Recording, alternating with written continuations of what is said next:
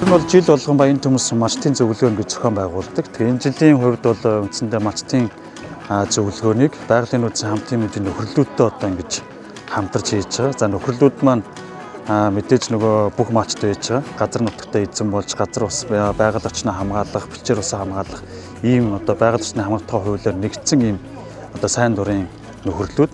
Тэгээ энэгээр одоо бид бүхэн хөдөөчхөн үжигслэн худалдаа болон хөдөөчхөн одоо салбарт мачт маань байдаг ч хажуугаар бид нар байгаль орчны салбартаас мачт маань одоо төлхөө оролцох юм цаг хугацаа иржээ гэдгийг бас онцолж байгаа. Тэгээ энэ удаагийн зөвлөгөө бол энэ нөхрөлийн байгалийн нөөцийн хамтын хэмжээнд нөхрөлийн хэмжээнд зохион байгуулалтаар онцлог болж байгаа.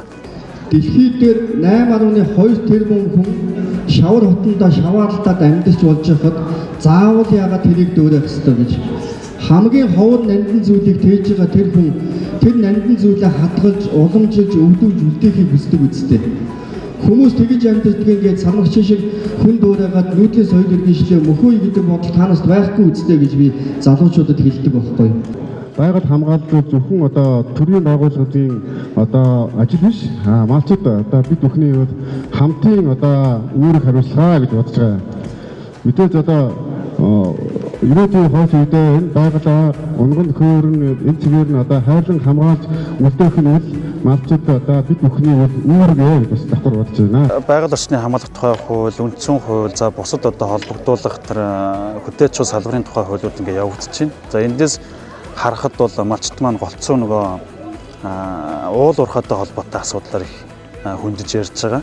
Одоо яг нутаг дээр нь одоо юу гэдэг хайгуулын болон ашиглалтын ийм тусгай зөвшөөрлөлтөй аж ахуй нэгжүүдийн одоо үйл ажиллагааг одоо мэдээлэх, за түүнд одоо юу гэдэг хууль эрх зүйн хүрээнд оногдсон эрхээ эдлэг, сонсох мэддэг ажиллагаануудаа явуулах, за мөн одоо засаг даргын захирамжаар одоо байгууллагатай гэрээ байгуулсан үүнийхээ хэмжээнд байгалийн нөөцийн хамтын мэдээллийн төлөвлөгөөнийхөө дагуу бас эдгээр маань ингэж үйл ажиллагаа явуулах эрх нь нэгдэж байгаа. Бол одоо тулгамж байгаа асуудал бол энэ уул уурхайтай холбоотой асуудал багууд дээр хөдөөгийн нөхрөлийн хариуцлага хамгаалж байгаа газар нутаг дээр л үүсэж байгаа.